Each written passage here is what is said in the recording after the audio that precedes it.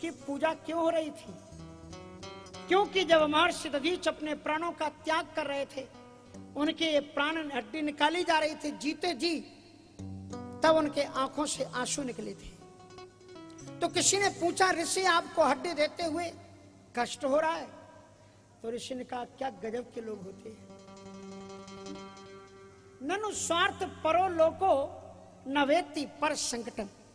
स्वार्थ में डूबा हुआ व्यक्ति दूसरे के कष्ट को नहीं जानता। इंद्र अपने स्वार्थ में डूबा हुआ है। भगवान ने कहा, महर्षि दधीच की ऋण की, और ये हमसे पूछ रहा कष्ट हो रहा है। एक तो तुम मारो, तुम्हारा दर्द तो नहीं हो रहा है, ये भी कोई बात है। तो महर्षि दधीच ने रोते हुए कहा कि मुझे इस बात का दर्द नहीं हो रहा है कि मेरे प्राण जा रहे हैं, मुझे दर्द इस बात का हो रहा है, बड़े भाग्यमान स्तन पावा। मैंने जीवन में सोचा था कि इसी जीवन में मैं ऐसी उपासना, ऐसे सत्कर्म करूंगा कि भगवान को प्राप्त कर लूंगा, लेकिन अब ये मेरा शरीर छूट रहा है, मैं भगवान को प्राप्त नहीं कर पाया।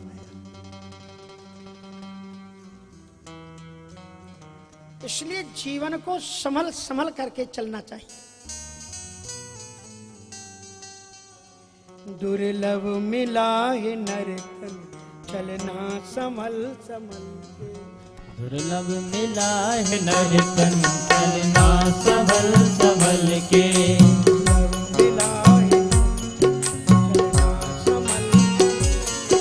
दुर्लभ मिला है नरतन, चलना संभल संभल के।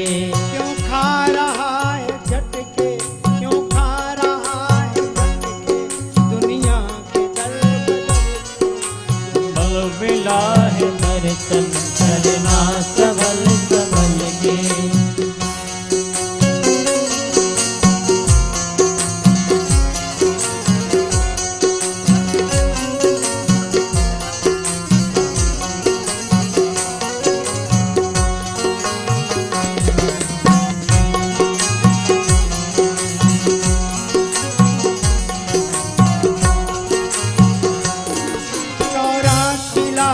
भटके संसार में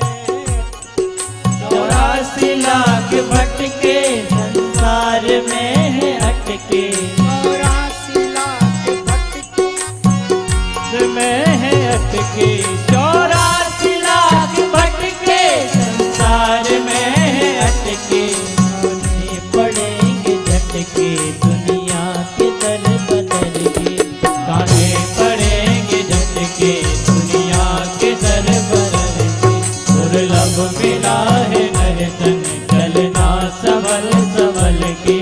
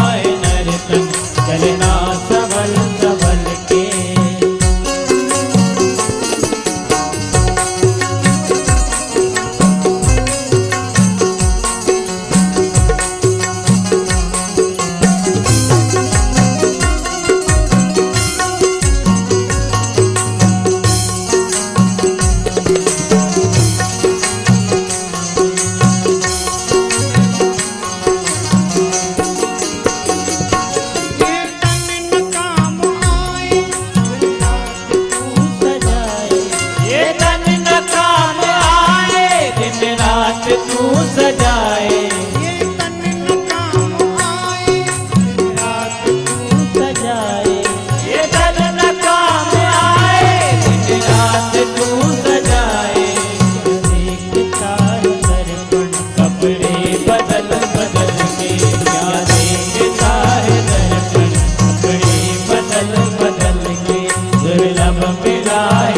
तन चलना संभल संभल के।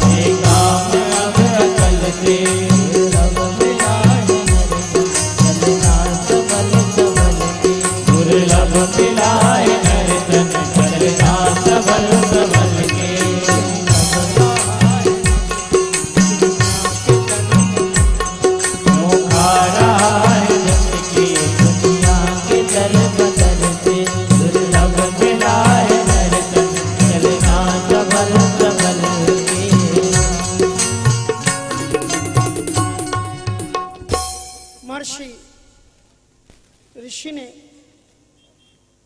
दधीच ने आंखों में आंसू भर करके कहा, मैं चाहता था इसी जीवन में ईश्वर का दर्शन हो जाए, लेकिन अब ये तो शरीर छूट रहा है।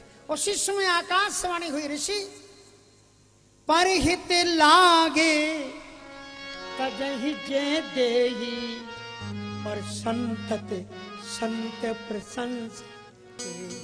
जो परोपकार के लिए शरीर का त्याग करते हैं उनकी कोई भी मनोकामना अधूरी नहीं रह जाती। आप मरोगे नहीं। इस धनुष को जो बनाया जाएगा, बीच में जो जोड़ा जाएगा, आपकी नासिका की हड्डी लगाई जाएगी और उसी में आपके प्राण अटके हुए रहेंगे। जब खुद रघुनंदन श्री राम जी आकर के स्पर्श करेंगे, इसको तोड़ेंगे और आपके प्राणों को अपने आप में आत्मसात कर लेंगे, आपका उद्धार हो जाएगा। तब तक आप इसमें बने रहेंगे। इसलिए विवाह सीता का तो क्या होना था, वो तो सीता तो राम की ही थी। वो धनुष के अंदर जो आत्मा थी, शांति सीता समानीता आत्मा रामो विराजते, उस आत्मा का विवाह परमात्मा के साथ में होना था। राजा जनक ने अपनी बेटी को संस्कार दिए कि बेटी जाओ पूजा करो, और सीता जी धनुष का पूजन करने के लिए गई है। उन्होंने देखा चारों तरफ तो सफाई है पर नीचे गंदा था। किशोरी जी ने पूजन का थाल नीचे रख लिया और एक हाथ से बड़ी आसानी से 10,000 मल्ल योद्धा मिलकर के जिस धनुष को हिला नहीं पाते थे, किशोरी जी 5 वर्ष की जानकी जी ने उसे सहजता में अपने हाथ से उठा लिया और फिर उसको पोछा लगाया।